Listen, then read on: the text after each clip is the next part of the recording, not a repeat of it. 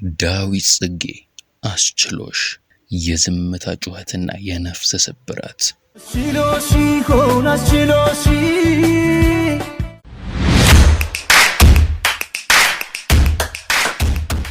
ሰላም የጳጉሜ ሚዲያ ቤተሰቦች፣ ጳጉሜ ሚዲያ የዘመን ድልድይ። ይህ ዘፈን የብዙ ሰው ታሪክ ነበር። የብዙ ሰው የአሁን ታሪክ ነው።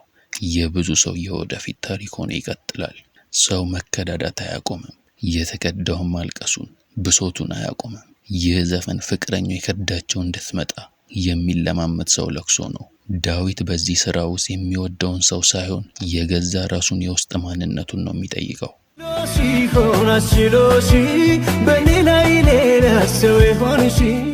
እኔ እንጃ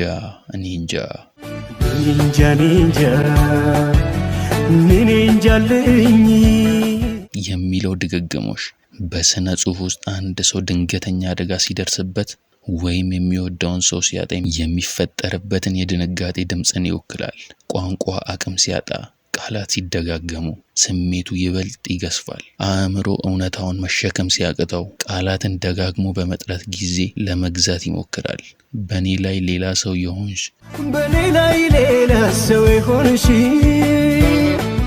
የሚለው ስንኝ የግጥሙ ገጣሚ የሚታገለው ከሷ ጋር መሄድ ጋር ብቻ ሳይሆን ካወቃትና ከነበረችው ማንነት መለወጥ ጋር ነው። ትናንት የነፍስ አጋር የነበረችው አካል ዛሬ ባይተዋር ስትሆን ፍቅረኛው የሚሰማው ክህደት ሳይሆን ህልውናዊ መናወጥ ነው።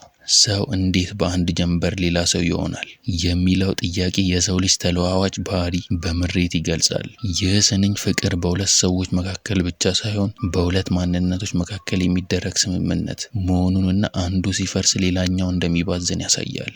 ዳዊት በኔ ላይ ሌላ ሰው የሆንሽ ሲል የምናውቀው ሰው በድንገት ተቀይሮ ባይተዋር ሲሆን የሚፈጠረውን ሲኦላዊ ስሜትን ይገልጻል። ትላንት ነፍሳችን የነበረችው ሰው ዛሬ ሌላ ስትሆን የእኛም ዓለም አብራ ትፈርሳለች።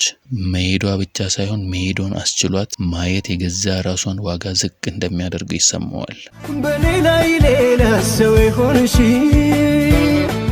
የሚሻል ሲገኝ ምን ያስከፋል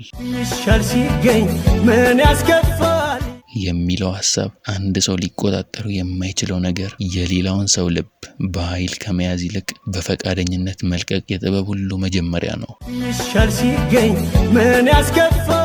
እኔም እኮ አለኝ ድርሻ የሚለው ስንኝ ግለሰቡ ለራሱ የሚሰጠው የህልውና ክብር ነው። ፍቅረኛው ብትሄድም የሱ ማንነት ግን አብሮ እንደማይጠፋ ለማሳየት የሚደረግ ጥረት ነው። ይህ መስመር መራር ቢሆንም ሰውን ካለማስገደድና ከፍቅር ነፃነት የመነጨ ከፍተኛ የሞራል ልዕልናን ጋር ይያያዛል። ጳጉሜ ሚዲያ የዘመን ድልድይ። ፍቅርሽ በአይኔ ላይ ዞረብኝ የሚለው ገለጻ አእምሮ እውነታውን ለመቀበል ሲቸገር የሚፈጠር ነው። ፍቅርሽ በአይኔ ላይ ዞረብኝ። አይን እያየ ልብ ግን ለማመን ሲቆጠብ ዞረብኝ ይባላል። ይህ የድንጋጤ ምዕራፍ ተከትሎ የሚመጣው እያሰብኩሽ ጠፋሽ፣ እያመንኩሽ ከፋሽ የሚለው ስንኝ ደግሞ ከድንጋጤ ወደ ቁጭት የሚደረግ ሽግግርን ያሳያል። ይህ መስኪን ግለሰብ በውስጡ ባለው እምነትና በውጪ ባለው ክህደት መካከል የሚደረግ ትግል ላይ እንደሆነ እንረዳለን። ፍቅርሽ በአይኔ ላይ ዞረብኝ ለአንዱ ሞልቶ ለአንዱ አይጎድል ሲል ለአንዱ ሞልቶ ለአንዱ አይጎድል ግለሰቡ የገዛ ህመሙን ወደ በጎ ምኞት በመቀየር ራሱን ለማከም መሞከሩን ያሳያል። ህመሙን ወደ ጥላቻ ከመቀየር ይልቅ ወደ ምርቃት መለወጥ የነፍስ ትልቅነት ነው። ለአንዱ ሞልቶ ለአንዱ አይጎድል ያንቺ ደስታ ለኔ ተርፋል የሚለው ንግግር በሰው ልጅ ታሪክ ውስጥ ትልቁን የፍቅር ፈተናን ይወክላል። የራስን ስቃይ ችላ ብሎ ለሌላው ደስታ መጸለይ ሰብአዊነትና ወደ መለኮታዊነት ከፍ የሚያደርግ ድርጊት ነው። ያንቺ ደስታ ለኔ ተርፋ ዛሬ ብትጠፊብኝ አድርገሽኝ ብቸኛ ዛሬ ብትጠፊብኝ አድርገሽኝ ብቸኛ እንግዲህ ለነገው ከየት ላግኝ መጽናኛ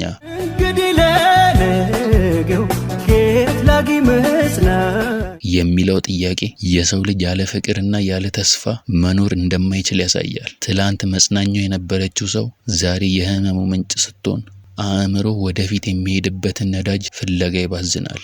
ይህ ስንኝ ወደፊት የሚመጣውን ባዶነት በግልጽ ይተነብያል። ትላንትናው ቆንጆ ቢሆንም ያ ቆንጆ ትላንትና ዛሬን ይበልጥ ጨለማ ያደርገዋል። ምክንያቱም የነበረው ብርሃን ከፍተኛ መሆኑ አሁን ያለው ጨለማ ይበልጥ እንዲከብድ ያደርገዋል።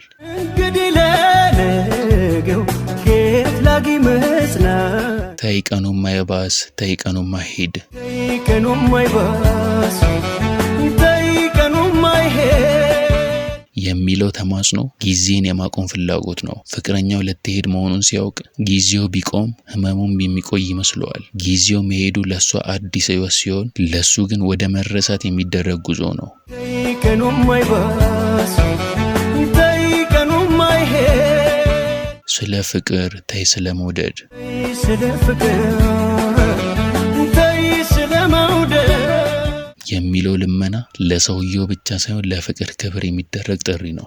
ይህ ፍቅር እንደ እሴት እንዳይረክስ፣ የነበራቸው ትውስታ በክህደት እንዳይቆሽሽ የሚደረግ ተማጽኖ ነው። ገጣሚው ከታየሽ ግን ላንቺ ዓለም ሞልታ ተስፋሽ ሲል በአንድ ስንኝ ሁለት ዓለማትን ይስላል። በሷ በኩል ያለው ዓለም የሞላና የተረፈ ሲሆን በሱ በኩል ያለው ግን የጎደለና የጠፋ ነው። አንዱ ሲስቅ ሌላኛው ሲያለቅስ፣ አንዱ ሲሄድ ሌላኛው ሲቆም የሚታየው ምስል በሰው ልጅ ግንኙነት ውስጥ ያለውን አሳዛኝ እውነትን ያሳያል። አስችሎሽ የሚለው ቃል ራሱ እሷ ውስጥ ያለውን የልብ ጥንካሬና እሱ ውስጥ ያለውን ስስነትን ያነጻጽራል። ፍቅርሽ ባይኔ ላይ ዞረብኝ ፍቅርሽ ባይኔ ላይ ዞረብኝ እኔ እንጃ የሚለው ገለጻ ስሜት እንዴት ወደ አካላዊ ህመም እንደሚቀየር ያሳያል። ፍቅር ልብ ውስጥ ብቻ የሚቀመጥ ሳይሆን የእይታ ሚዛን የሚረብሽ ኃይል አለው። ዓለም ስትዞርበት ቋሚ የነበሩ ነገሮች ሁሉ ሲንቀጠቀጡ ይሰማዋል። ይህ መሬት ከእግር ስር ስታመልጥ የሚይዙትና የሚደግፉት ነገር ሲታጣ የሚፈጠር መንፈሳዊ መባዘን ነው።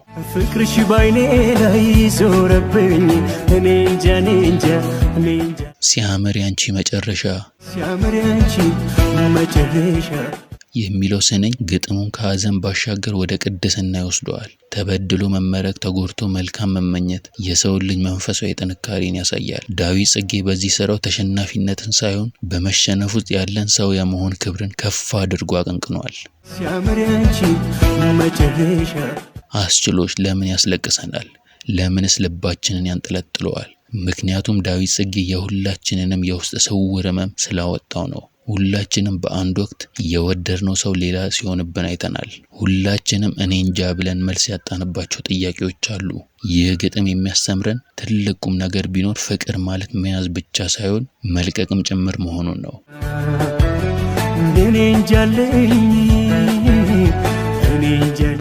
እኔም እኮ አለኝ ድርሻ ሲያምር ያንቺ መጨረሻ እኔም እኮ አለኝ ድርሻ ሲያምር ያንቺ መጨረሻ የሚለው ስንኝ በተሰበረ ልብ ውስጥ የሚበቅል የሰውነት አበባ ነው። ተሸንፎ ማሸነፍ፣ ወርቆ መነሳት እና እየተሰቃዩ መመረቅ፣ ይህ ነው የአስችሎሽ እውነተኛ ትርጉምና ዘላለማዊ ውበት።